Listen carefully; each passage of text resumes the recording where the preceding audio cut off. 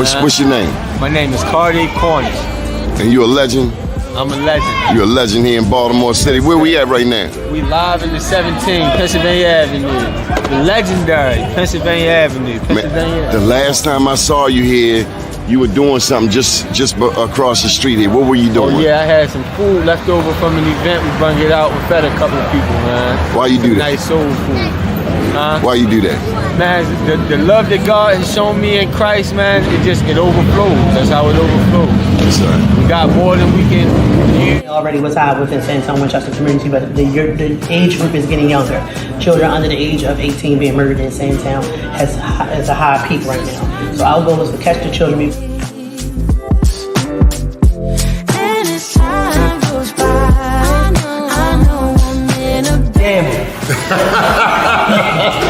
You going hard, man. You going hard on that man today. So what do you think, Mr. Mayor? You got manufacturing right here helping our young people despite all of the challenges in the city of Baltimore, right here on North Avenue. No, it's really about the growth. Just knowing being there when they were down in Port Covington and seeing how far it's grown. Like you said earlier, like getting the Sorbet, where we got the Sorbet at the beginning, but now being able to, when I'm at Cannon Yards, get it, or anytime I'm down at Harbor Place to get it, and folks to not even know, but they gonna know now that like this is coming from young people in West Baltimore, right there in West Baltimore on North Avenue, where they think nothing great comes from, but they can see it in what the young people do.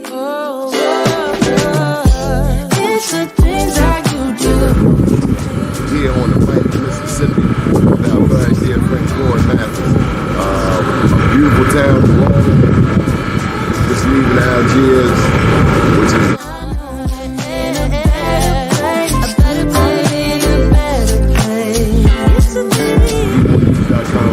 an update 10 years since Katrina.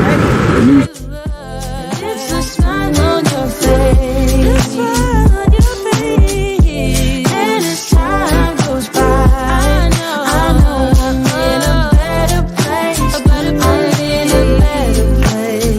All right, y'all, this is what I came to New York for. Besides the Black Wall Street Awards, we're going in here and get some of this real good jerk chicken. Johnny Glover, out. I feel the warmth of your skin. Just the touch of your hand makes me tremble within. But we need to feed our loved ones.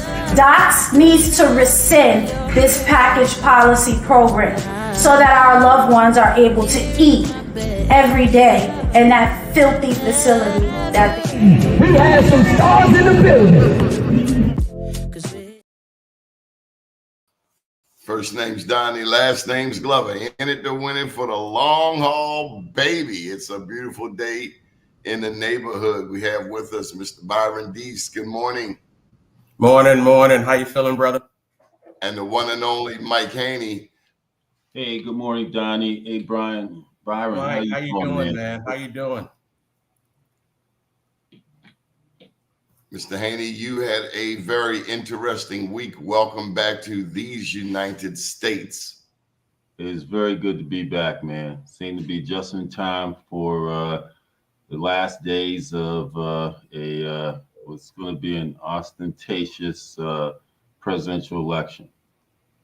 Yes, it is. Yes, it is. How was your trip to Dubai? It was phenomenal. It was absolutely phenomenal. The technology advancements that we experienced was great. To be able to propel our project in Africa forward with the networking and the information that we learned, it was just outstanding. Anytime you get a chance to travel and meet people from all over the world, regardless of the controversies that lay with the country you come from, unbelievable. Good friends from Iran, good friends from Iraq, Africa, Canada, the UK, etc. Everyone, peace and harmony. Peace and harmony is what the world should be about. Did you learn anything? I learned a considerable amount, man. A considerable amount about people, a considerable amount about technology, and that it's important for us because, my lens was looking at it from a entrepreneurial perspective, as well as a journalist, and particularly a journalist that represents the views of Black America or Black people in general. Just want to let you know that next Friday we will be at the one and only Howard University, Black Wall Street Howard University. Honorees include Tycely Williams. She's been on this show before. Also, Yodit Shabru, the Director of Government Contracts. Charles Mott, Associate State Director, and Stacy Palmer, Executive Virtual Assistant at the DC Small Business Development Center. So we will continue with the mission of the Black Wall Street Awards. Also, we will be having our end of year celebration. We're partnering with a couple of groups, including WNADA, the West North Avenue Development Authority, Four Sisters Network Incorporated, Miss Peggy Morris and Company, as well as the Greater Baltimore Black Chamber of Commerce, to have the Black Wall Street Holiday Celebration. It will be down at the Downtown Cultural Arts Center, 401 North Howard Street. Mr. Byron Deese, how was your week, sir? All good, man. All good. I do want to ask Brother Haynie if you attended the same conference in Dubai with Mark Anthony Thomas from the GBC, the Greater Baltimore Committee. They were there this week as well. And I know he was one of the panelists, I believe. So I was at the GTEX conference, and I did not know that they were there if they were at that conference. You know, there were a couple of conferences. I mean, Dubai conference facility is huge. It would put probably 10 of Baltimore Convention Center in it. We had almost 50,000 attendees.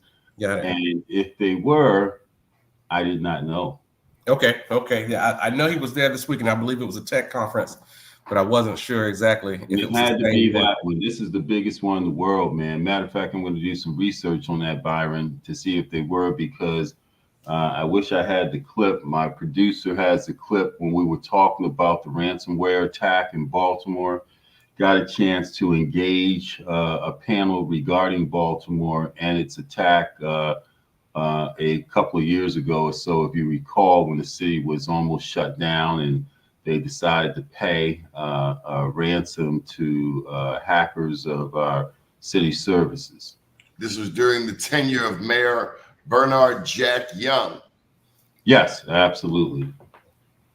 So while you were gone, Mr. Haynie, good morning to Michael and Alexis. While you were gone, the city of Baltimore, and we know that you have formerly run hotels here in the city and across the country, including the Tremont Plaza here down on St. Paul Street. But while you were gone, the city severed its ties with the Baltimore Office of Promotion and Arts. Any thoughts on the matter? Hey, well, Doni, in addition to doing hotels, I also served as the only Black president of the State Tourism Coalition that included BOPA. So I kept very well up on what was happening with BOPA. Very sad to see Bill Gilmore, who I knew, who ran it prior to the tenure of Donna Sawyer, who took over, African-American female, and subsequently the young lady, I forget her name for now, that came from Reginald Lewis Center, took over that. You know, was fairly stable organization, and very, very sad to see, particularly with two African-American females in leadership there after Bill Gilmore's term. I think Bill Gilmore was there almost 16, 17 years. It was fairly stable, fairly uncontroversial. Then you brought Miss Sawyer in, and things just seemed to come unraveled there, particularly when she canceled the Martin Luther King Day parade. So I think bad politics did them in. And I would also say on that, Doni, you know, this is I would say an opportunity for the mayor and his administration to really look at it from more so from his office administration perspective. because there's some overlap in the services and initiatives that BOPA does and that some of the other organizations also do in terms of arts and entertainment and the operations of those events. I serve on the board for the Baltimore Civic Fund, and the Civic Fund plays a role in AFRAM, a lot of the bigger events that are happening on the back office so side. you're responsible for AFRAM being out of Druid Hill Park? No. I keep out the park with the zoo animals. Everybody else gets to go downtown. I never bought into that too well, Mr. Haynie. Well, again, but I would say on that point, though, this is an opportunity for the mayor's administration to say, okay, how do we really approach this cost effectively, but at the same time doing things in a way that you don't have overlap between multiple organizations approaching some of the same events and new events that could be for the benefit of the city. So I think strategically that was kind of the objective anyway, as it lingered on that there were some issues and conflicts going on. But the point to this point is to say what will happen next in terms of how will the operations of BOPA continue, what will stay, what will leave, what's coming new, and who will run those types of activities going forward. Mr. Haynie, I've put it forth before, and I will continue to do so. We have Blacks in many, if not most, of the major political positions in the state of Maryland and the city of Baltimore.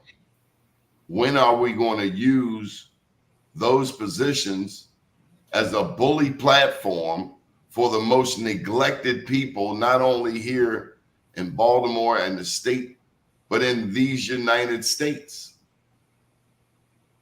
You have a black governor, you have a black treasurer, you have a black attorney general, a black mayor, a black city council president, a black comptroller, a black state's attorney. You have one of the largest black caucuses in the United States. Now, if they were all Jewish or all Latino, best believe those people would be advocating and directing funds and resources to their community. Why aren't we? Well, Donnie, we got to remember who the shot callers are. Who's the real shot callers. We've talked about shot callers. We've talked about parent authority and real authority.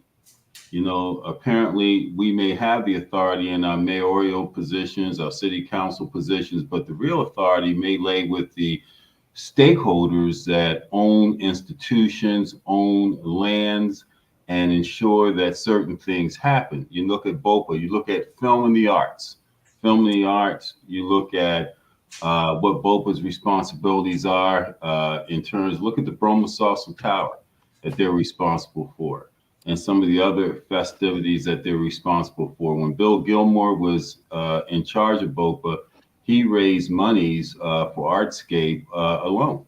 And Donna Sawyer and her predecessor just did not have the cooperation or the depth within the philanthropic community to raise the money for BOPA to be sustainable without the city's infusion of cash, of which the city says, well, hey, you are a quasi-government organization. You essentially report to the mayor, but we still expect you to have a board that has the depth and strength to raise money on your own. And they couldn't get that done because their politics was bad.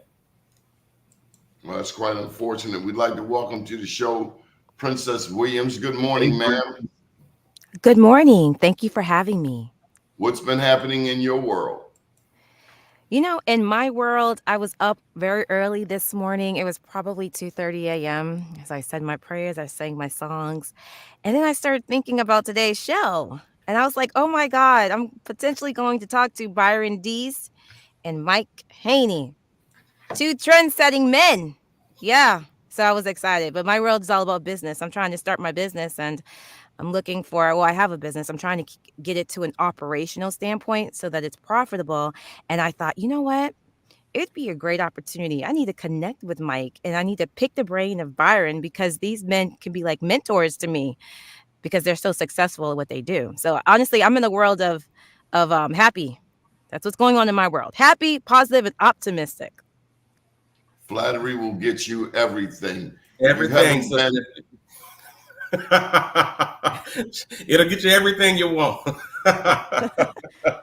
If you haven't, do check out Be More News tonight. We have a story up about movie night on Herbert Street, the Herbert Street Park, Aquila and the Bee. There will also be a spelling bee. Also, we have an op-ed from April. What's April's last name? April O. Turner. Black women are targets and a solution in the fight against election misinformation. Of course, we have an election coming up on the first Tuesday in November. Other stories include an op-ed, well, actually an editorial, well, an op-ed, one by David Byrd. Also, Brooks win could mean democracy is on the ballot in one of the nation's wealthiest Black counties. There's also a story about Ven McCormick leading New Life Recovery. We do a show for Ven on Mondays, Wednesdays, and Fridays at 12 noon right here on this network. So, Mr. Haynie, what's been the story? Were there any stories that you uncovered or came across in Dubai that we aren't or haven't talked about here in the U.S.? No, not really. I mean, I think that they're very up on world news. Dubai is in the Middle East, not very far from Iran. Although it was a very kumbaya moment because everyone was there for advancement of technology, knowledge of technology, networking opportunities, etc. Everyone has their eye on what's happening in the Middle East.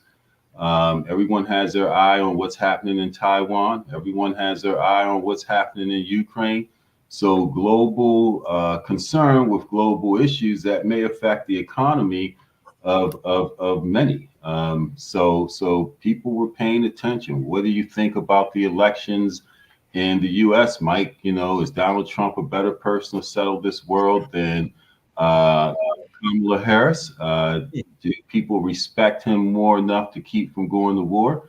Why do you Black men in America seem not to be in support of Kamala Harris? Well, I think that was a blanket. Some Black men or trending. That's the blanket statement that you hear out there, even through this morning's news, that Black men are not supporting. Some Black men.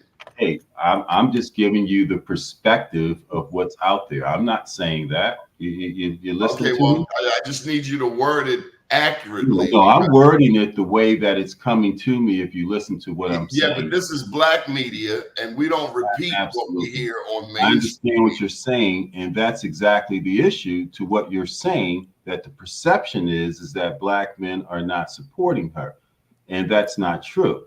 But the perception is, because all it takes is a couple, and this is how our messages get distorted by others when they see a ability to conquer and divide. We eat it up. We know that what you're saying is very true, Donnie. But that's not the perception being put out there in media. That's why we need to correct it here on this network. Yeah, but you know, it's important that we ensure that people understand the perception that people think that it is, and it's not. You're absolutely right. I will say also to Mike's point, when I was living in England and traveling around in Europe during the Bush administration, and I remember didn't matter what country we visited. First thing, as soon as we opened our mouth and they could hear that we were Americans, the first question they would ask, and a lot of them looking right at me because I was the only brother out there with my roommates. Why did you vote for Bush? Why did you make that man the president again? And so I'm like, whoa, I don't think you understand American politics. And the fact that we actually do have an opportunity to vote for someone, but why did you vote for him again? So they may not see it the way we understand it. They just know the fact that this brother's, or in that case, it was Bush. He got back in office. In this case, you know, they're hearing it and they're saying, why aren't the Black men supporting that sister up there? You know, so I completely understand, especially when you're just trying to communicate what they're saying to you, because I end up having to defend myself that even though I was the only one, the other guys around me did vote for Bush, right? So I was out there defending myself. Like, I didn't vote for the man, so it's definitely a real perspective from them to what's going on in America and Black people's role in American politics. Princess Byron, Michael, is this a democracy?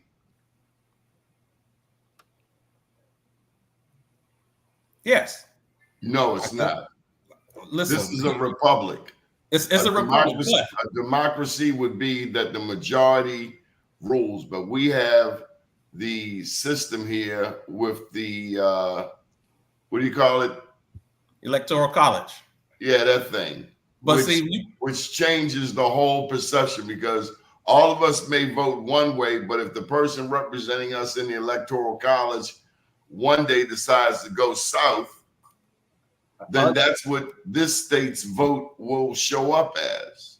So but it's American democracy. Semblance of it. No, it gives the semblance of democracy so that there isn't any revolution. I'm interested in what Princess thinks about that, because that's a compelling question that you asked, Donnie. Very compelling. It gives the semblance. It makes you think you have some say, but in the election of Trump, in the election of Bush, the popular vote went to Al Gore, went to Hillary Clinton. But the Electoral College voted for these two people. Two of the worst presidents ever. Well, while Princess is thinking, when you really think about it, Donnie, we weren't brought over here in a democratic process, an autocratic process. We were brought over here as slaves anyway. The Constitution has no one around the table that looks like us. So what is our expectation of a democracy? But we do have a high expectation of a capitalistic society, which is dependent on poor people for its margins of profit. And we understand that emphatically. And the electoral system ensured that the states that were less populous, because most of your states on the coast were going to contain most of your Africans, because that's how they got bought over on the ships.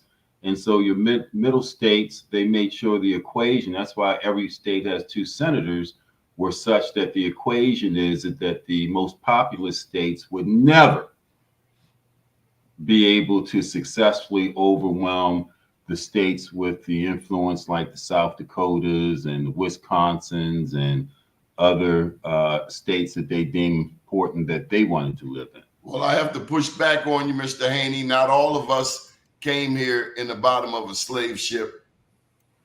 The influences of slavery dominate. Already here when the European arrived, and Black people have been in these Americas since for thousands of years. 1600s, absolutely. Thousands of years, sir. Lucia in Brazil, her bones are 14,000 years old. We have been here. The Egyptians were here, maybe even Mansa Musa. So I just want to clarify, Europeans lost history. Hell, they're just getting over the fact of admitting that Columbus was lost. This whole Columbus Day thing. I wonder what the Constitution would look like if you and Princess were sitting around the table when it was written. What it looked like today. It depends if I had an AR or not. If I had an AR, we'd be having a totally different conversation. You know what I think? I think that I'm reminded of how far we've come. We are living in a society in a potential state to elect our first woman of color president. She's a diverse woman representing multiple ethnic backgrounds. Mm-hmm. And when I think about how far we've come, I'm reminded of the segregation era. I'm reminded of, a period in American history when women could not vote. When the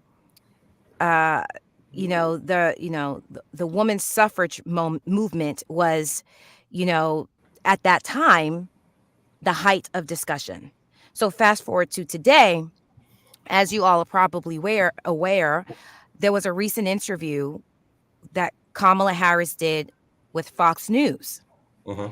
And I don't know if have you all of you watched some of it or what you could tolerate? You watched it. And for me, just as a woman, not even as a woman, as if I was an interviewee, I thought it was a very rude interview. It was hard to listen to.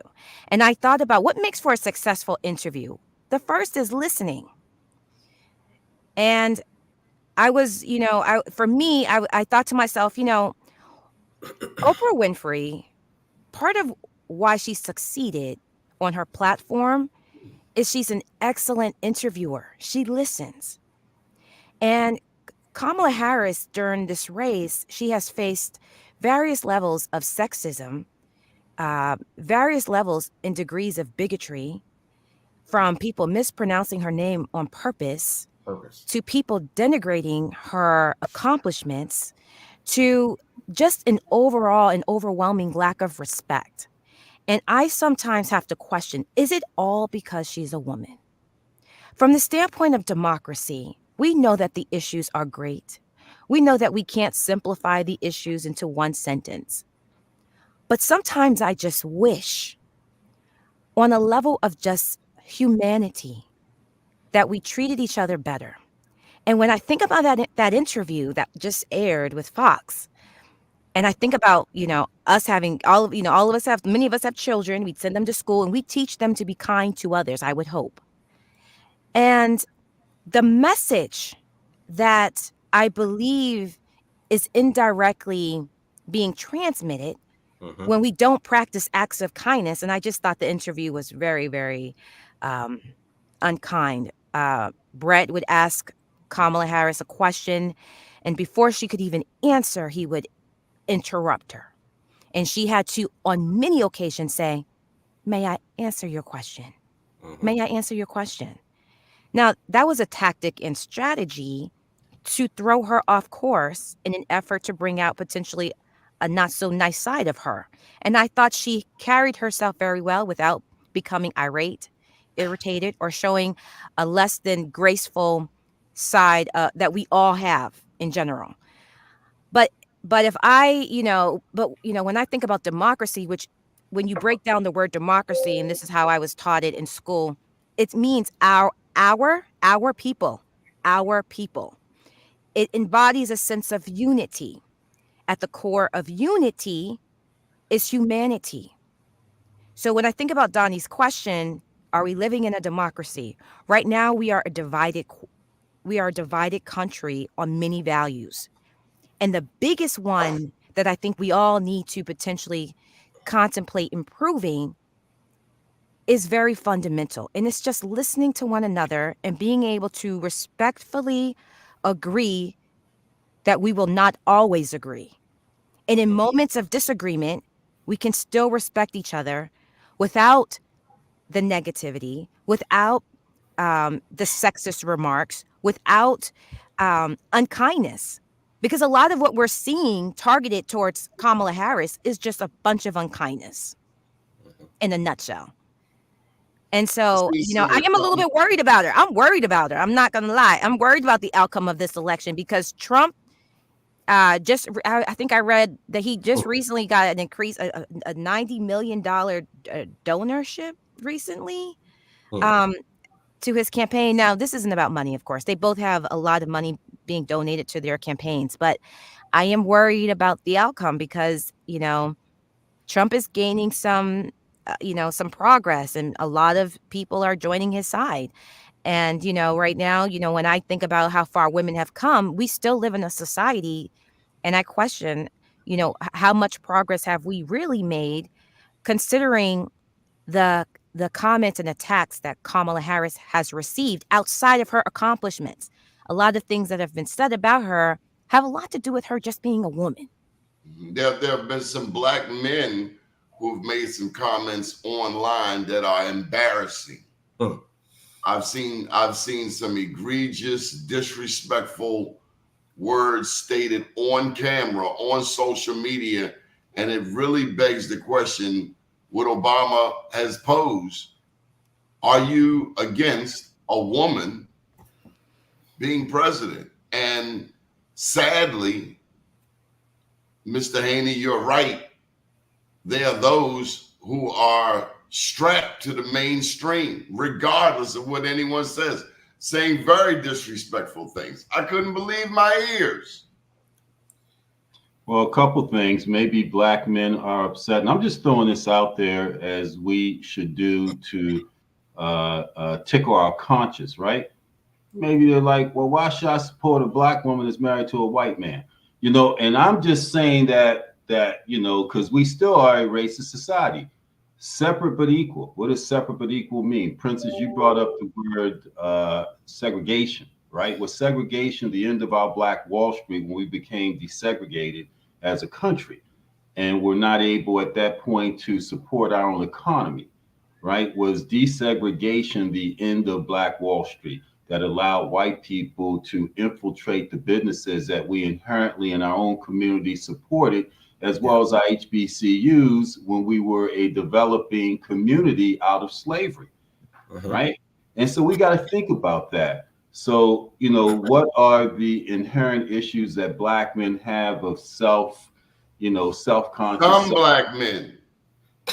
I said black men related to, I said, what are? It's a question posed to what we said. We all have inherently issues of weaknesses, etc. Right? I'm not saying anything that, as Princess said, there are inherently things that we all have to come to grips and deal with, you know. But as you mentioned earlier, Doni, on the most part, black men do support Kamala, and if they don't, they should take a look at why.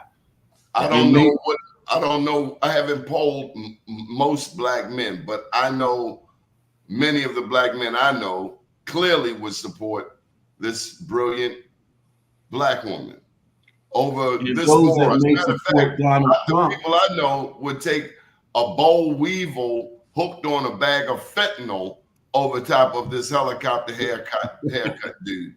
Yeah, well, you know, I've got clips. I've done interviews of black men who support Donald Trump. Yeah, right. For whatever reasons they support him.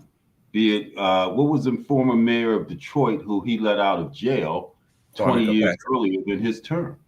Catherine Pugh, former mayor of Baltimore, applied for a pardon with him, right? He freed a significant amount of black men out of prison at the end of his term. So why would they feel endeared? I'm not sure, but it's something that we have to look at as journalists and people. This man said he would put the Haitians out his first day in office. And if we know our history, we know that the Haitians represent the strongest black people in the Western Hemisphere. They kicked Napoleon Bonaparte in his hind parts and kicked the French out of Haiti. And funny you mention that. Funny you mention that. I was in Paris on Wednesday and got an opportunity to hang for 4 hours during my layover with a Haitian from that lived in Paris, and he was talking about that, but more in the context of Ruto, the president of Kenya, and Joe Biden, and why they would send thousands of soldiers into Haiti, 9,000 miles away, right? So it's all context, because I wanted to call into your show from the Eiffel Tower and let you meet Cameron. Oh, you're just showing off now, Mike. No. What I'm saying to you, though, perspective is everything, but people's reality. And he said to me in the backdrop of the Eiffel Tower, the damn French built this with Haitian money. Because Haiti was the first country that paid for its freedom. They paid for their freedom almost $1 billion. Well, they were paying restitution. The Eiffel Tower with that money, but he said Joe Biden sent troops with Ruto, the president of Kenya, over to Haiti and gave the perspective that Haiti was in unrest and destroyed Haiti's economy, which was depending on tourism because no one wanted to travel because of that perception. And don't forget Hillary Clinton. She went down there and took money, redirected monies that were meant for the Haitian people. Don't forget the Clintons. So Trump, Biden, so really, Clinton, both of them. It's just far right white people disguised as Democrats and Republicans who are trying to make Haiti pay back France because they kicked France square in the hind parts. Yeah, get up out of here. Exactly. Well, listen to what you're saying when you talk about why some black men, and I'm not one of them, so I'm ensuring that you don't think that harping on it towards Trump. Understand why some black men may want to look in that direction and oppose supporting Kamala Harris, man. Same thing here in the state of Maryland. Well, go ahead over there and support the racist Trump. I saw Larry Hogan. Go over there and support the traitor. At the man bottom, who caused an insurrection. I see Larry Hogan flash across the screen vice president. That's so not what the about kind of Angela Brooks? Is that the same scenario? Do you support Angela Brooks, or do you support Larry Hogan? Who's that? Should we be asking that question? Me or this network? No, you. We're talking about you. You are the network. You are the network. Oh no, I'm just one person. There are other people that help make this network. Nah, baby. You inspire. You birthed quite a few of us. And let's take the tide closer to home and talk about Larry Hogan. Doni Glover's show, not the Michael Haynie show. Please don't step out. No. You birthed me. You created please this don't monster. step out of line. Princess, you created this monster. That's why you're here, Princess. Thank you for having me. Thank you. Byron, ask him about Larry Hogan. Ask him about Larry Hogan, Byron. Princess, ask him about Angela also. What do you want to know? What's your question, Mike Haynie? Ask him about Angela Alsobrook. Is there a correlation between Angela Alsobrook and Kamala Harris where black men should be supporting it? And why at the bottom does Larry Hogan ring let me help you out. Here it is right there. Oh, there it goes right there. Larry Hogan, U.S. Senator, paid advertising on the Doni Glover show. Would you have Donald Trump on the bottom if he paid? Actually, no. Who? Don't get me started. Bring it on. Now. You know. Did you not support Larry Hogan? Who you asking? You. Did I? No, that's a stall tactic. Absolutely. That's a stall tactic. Come on, don't be a hypocrite. You know, there's one thing I can't stand is a hypocrite. I didn't tell you I haven't endorsed anybody for the U.S. Senate race. And it's probably best I don't. But I will take an ad from anybody that wants to advertise on this network and help supplement the work that we do. I damn sure will. Well, then that's a sellout. No, that's called business. Nah, so, and you're going to take an ass whipping from the black community potentially as well. Well, I mean, I'm not saying, Donnie, I understand. I'm on your side. Let me tell you, bud, if that's the case, I've already endured that. Let me speak. Let me answer. Let me answer. When O'Malley was in office for 8 years, would you let me speak? You need to let yourself up. When O'Malley was governor for 8 years, we didn't get a dime of work during 8 years of a Democrat. So I don't want to hear that crap. When I look at the city of Baltimore, 9-1 Democrat, why have all of the funds over the past 5 or 6 decades gone into the White L, which is Johns Hopkins University, down to the harbor, over to East Harbor, and very little has gone into East and West Baltimore? We're just starting to see some type of investment on West North Avenue after Freddie Gray, which was damn near a decade ago. So to hell with all of that Democratic loyalty. We are about those who support us. And the Democrats treat black people like a side piece in general. As it relates to this election, we absolutely wish the two dynamic black women the best.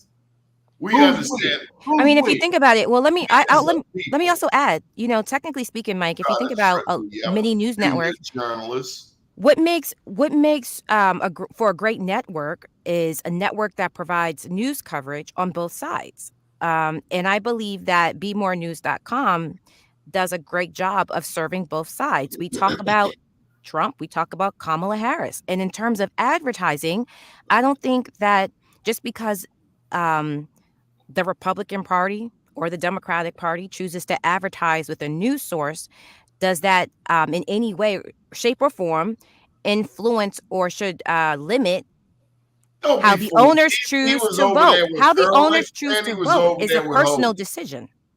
He knows damn well what I'm talking about. We got a lot done with Hogan in terms of vacant houses. Sandtown, where I live, has more vacant houses than most communities. I want to hear what across the Princess city. is saying. Let her finish. I mean, I think in a perfect world, what Donnie is also getting to, which I think, I think it's a great question. And so I'm going to put it out there in case there are any Democratic campaigners for either parties in a position to advertise with me, BeMoreNews.com. Can you advertise with BeMoreNews.com? We don't care that you're Republican. We don't care that you're Democrat. But right now, what Mr. Glover is saying is that historically, Larry Hogan has been a great supporter of BeMoreNews.com. Historically. And if I have a business, Voiceover Inspires Entertainment, I need supporters. So if I get people to support my business, I think that's a great thing.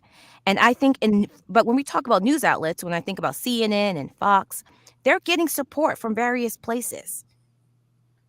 And yet they're reporting on news coverage, in my opinion, especially CNN. I think CNN provides both sides to some degree. And then there's also MSNBC. We can go down the list. So I think the fact that Larry Hogan is supporting BeMoreNews.com is a congratulations and kudos to Donnie Glover for being able to secure that advertising. Clap. Hey, yeah. Good job, Donnie. Good job. Great job. And in fact, I wish also Brooke, she could do the same. But has she? She has not. Will I still vote for her? I will still vote for her. I still support what her mission is, but has she donated or contributed to the advertising with BeMoreNews.com? But She has black not. people are. So we're just stating facts. We're not saying anything negative. We're just stating facts. And I think the facts are that we all have businesses. We talk about Black Wall Street. A big component of Black Wall Street is propelling entrepreneurship forward. It's lifting up Black businesses. And at the end of the day, so many of us do not get the funding we need to keep our businesses afloat. So, thank you, Larry Hogan, for the advertising. And thank you, Michael Haynie, for your financial support of this network in which we bring on voices from across the country.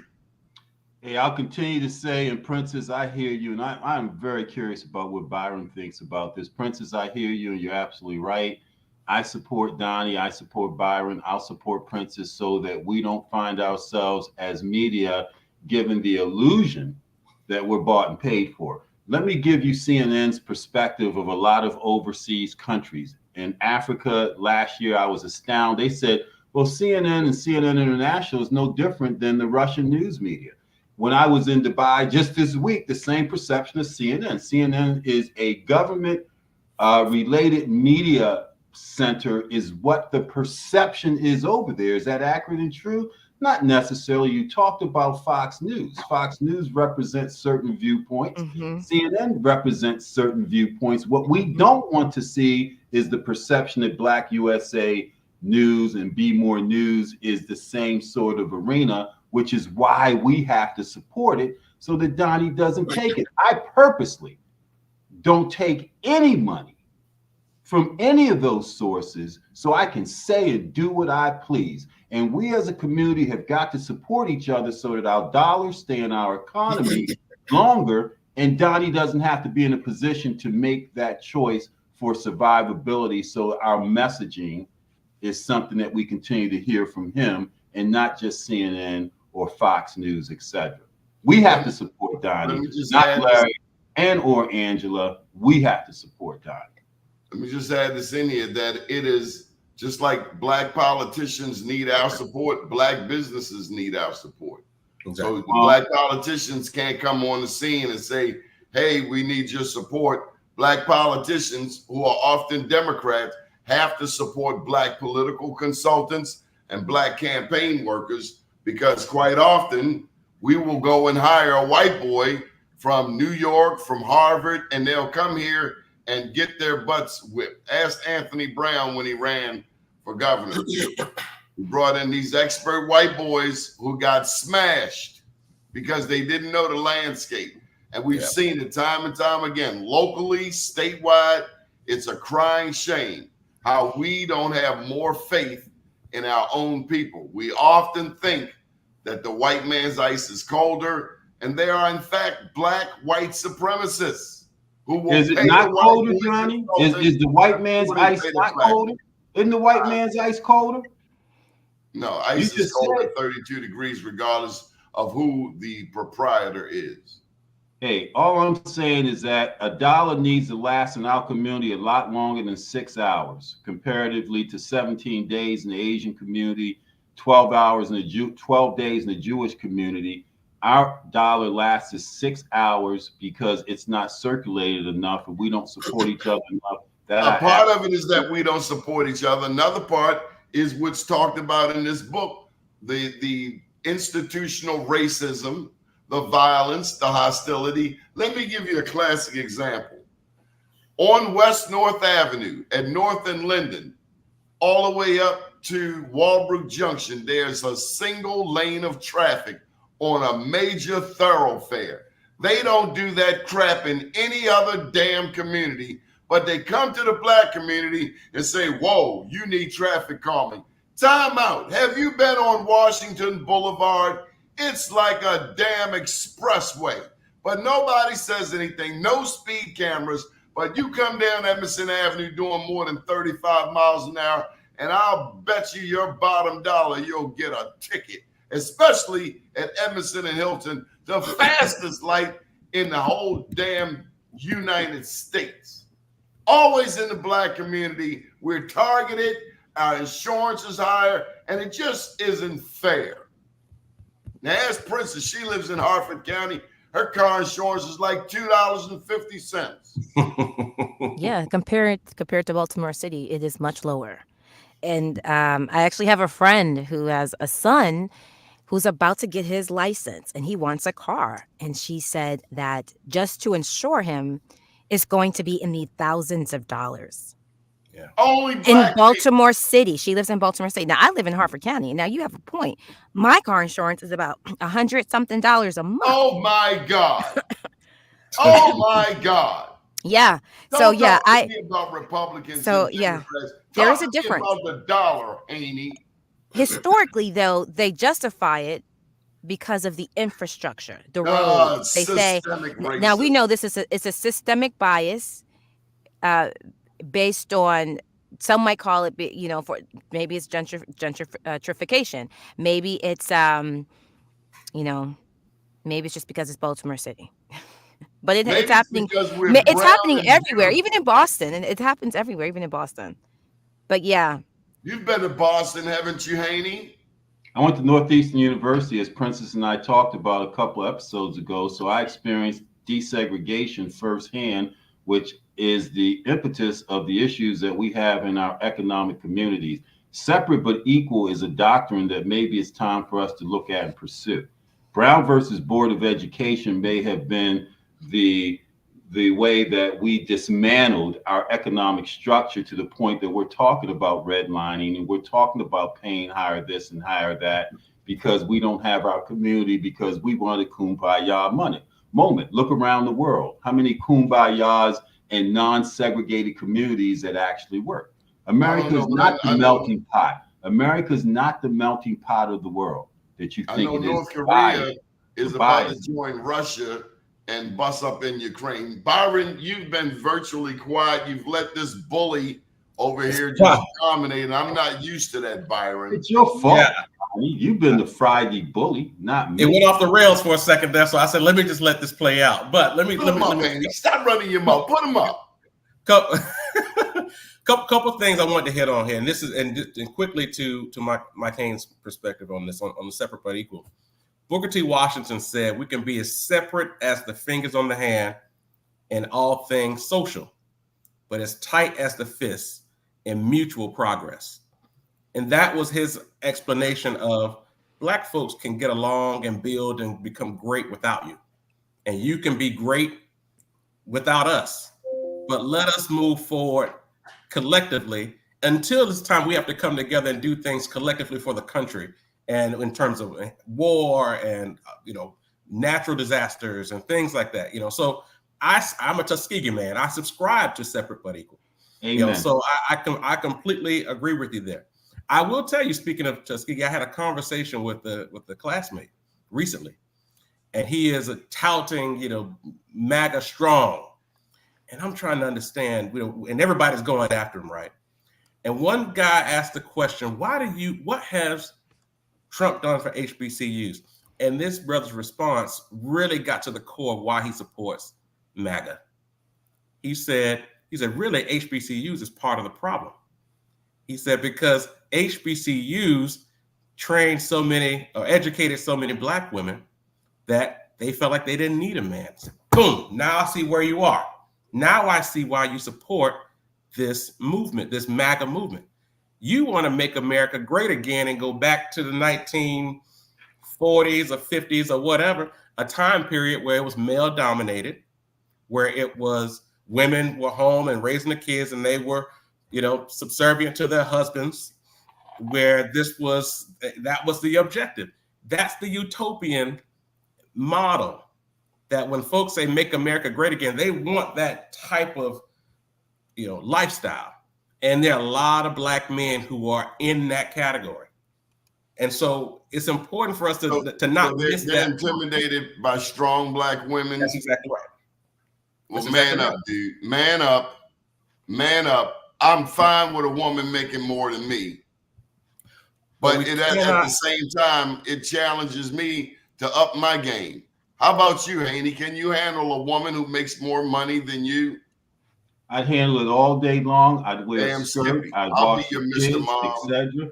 Because at the end of the day, if she loves, cares, and respects me, respect for me, which I think Black women have to continue to be sensitive to. The male ego, particularly the Black male ego, is very fragile, fragile, and we got to remember it's traumatized. Yeah, as are our sisters traumatized. This is a traumatizing country. Even today, a Black woman in a room full of white women has to defend herself like many of us don't even realize. Same thing with Black men in a room of white men. Separate but equal. What does that look like economically, politically for us? And to what Byron said, it looks like together collectively as a country it looks on like things that are what we should. Natural disasters, war, whatever it is, but separate but equal. Separate but equal. Mr. Haynie, I just want to thank you for your broadcast from Dubai.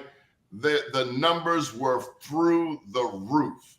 Did you at all hear what Obama said about Black men, though? Did you hear his comments? Because I was getting a lot of feedback from some people. I won't name their names, but I was astonished when I thought, what about you, Byron? Did you hear what Obama said? I did, yeah. And Obama has said that throughout his administration when he was in office too.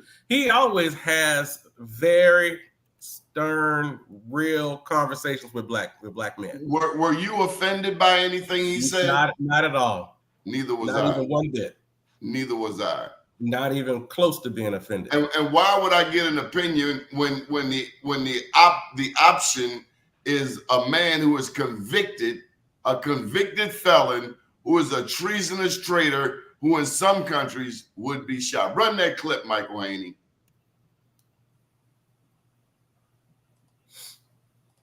I'm trying to put it up there. I don't know if you'll let me. Are you letting me? Thinking about sitting out or even supporting somebody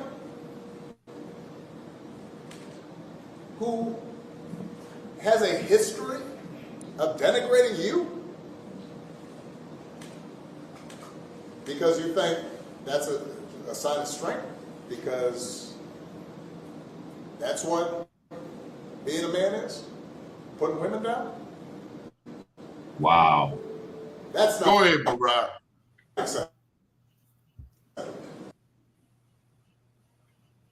Go ahead, Barack. Princess, any thoughts? You get the final word, sister. Okay, so I don't mean to change topics, but I do want to bring this up, even if it's like for less than a minute. and I'll try to be quick. Thank you, Donnie Glover.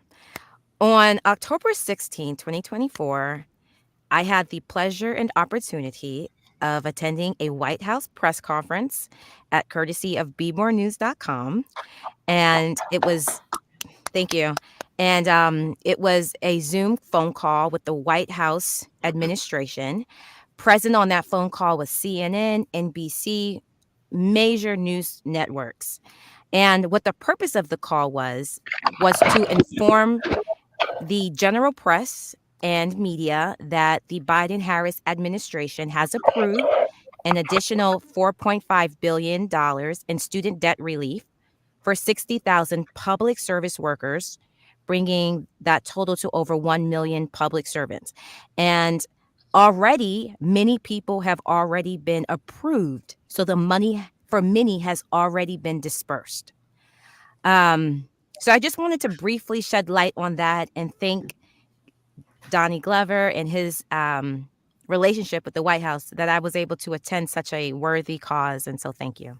We'd send Michael Haynie over there, but we're not sure if he'll act right. I won't. So don't send me. You can count on that. I'll let you know. I saw the most polite arrest ever in my life at the White House. They said, "Sir, come to the front." I said, "Who, me?" Like, "No, the guy behind you." I said, "Hey, they calling you." And the guy walked up to the front. He said, "Would you put your hands behind your back, please?" And they locked his ass up. Okay. He had a warrant in Atlanta and he didn't know about it. So don't go to the White House, princess, without checking your legal status. Because that is embarrassing to get locked up at the White House. You going to cover a story? And I made friends with that Secret Service guy. Come to find out he lived in Towson. I'm like, "Hey, don't do that crap to me. I don't play that." That's very unfortunate. Go Ravens! Go Ravens! Hey, Haynie, did you know that not all senatorial candidates are Ravens fans? Uh-oh. So you're talking about in Maryland the fact that the Maryland Commodores or the Maryland Redskins, because we have two football teams in the state of Maryland, like New York has Washington, D.C. It's okay. It's okay. Formerly the Washington Redskins. They don't vote in Maryland. They are the Maryland Redskins. And I've never seen a state like Washington, a city that has so many Cowboy fans. My God. Yeah. Explain that one. This is Baltimore. We Ravens. See that purple you got on behind you? Ravens, all about the home team. All about the home team. Right. All about the game Monday. Did you see Derrick Henry? Did you see him run the ball? Oh, Henry! Thank you, everybody. Have a great weekend. Be safe. Hey, thanks, Donnie. Princess, Byron, good to see y'all, man. Love you all. Great weekend, man. Have a great weekend. Thanks, Donnie. Really, man. You got tears in my eyes, man. Swelling up, I'm crying. And it's not this onion I'm looking at, man. But you're going to get rid of that Larry Hogan side. How much he paying you? I'll take over. Get rid of Larry Hogan. We love you, Larry, but you can't be on Black USA unless you're running for governor. Why not push up on also Brooks and just counter and buy an ad? They buy an ad on mainstream TV. I will pay for her ad. Okay. Oh, well, Mike, since you're throwing money out there, you can pour some money into Voiceover Inspires Entertainment. I need an investor. I can't wait to talk to you. Yeah, okay, well, I guess I need to give you a phone call. Let's talk. There, and you send me that $25 bill, please. $25. I think it's more than $25. That's fine. Maybe send a few thousands of dollars. Put Angela also Brooke up there, Donnie. I got you covered. Princess, I sent you my stuff, man. You just touch bases with me. Oh, you did? Yeah, did you email it? Ago. I'll get it. I'm gonna touch base with you. Donnie, I am, because you and I need to talk, and I need to talk to Byron. We don't play that 30, that 60. We pay put that also Brooke thing up there, Donnie, starting effective immediately. I'll pay for it, please. Okay. Very well. I like Mike. Mike, can you pay for some of my business and No, stuff? It's in the ballpark of. I don't got it like that, but I know right is right, and as you said, we gotta support our sisters. Calm down, princess. Yeah, I got Calm down, princess. Pretty aggressive there. I got to up to the plate. Oh, wow. You got to shoot your shot, man. She shot his shot. And Byron just said he got half of it. Quite Republican of you. Hey, shoot your shot. I love that. Shoot this your is about shot. supporting Black businesses. And I think it's interesting that Mike Haynie is asking BeMoreNews.com to take down this advertising from Larry Hogan. Replace it. I think it's interesting. I said replace with Angela also, Brooke. But you know, Angela also, Brooke, in the U.S. You should have an ad up here. I went to her first and often. Hey, listen, we're not going to keep asking you. It's okay, Donnie. It's okay. We still. I'm even asking her people as early this morning, 6 o'clock. She's a wonderful human being, man. Wonderful human being. I was talking with her. Pay them white boys, pay the Black media. I got her back. Just send me a reasonable. Is it $100 a month? Whatever, Donnie. Don't kill Donnie. Put her up there. Angela also, Brooke. Whatever you got for Larry, put her up there. I know them both. I like Larry. Please put Angela up there. I'll pay Donnie if we got to do that. And I got 14 grandkids, man. 14. I'm hurting. But I'm sure we'll negotiate something. And let me just tell you, Baltimore Gas and Electric thanks you. Have a great weekend. Good morning. Thank you. Thank you for having me. This is a quite Republican crowd.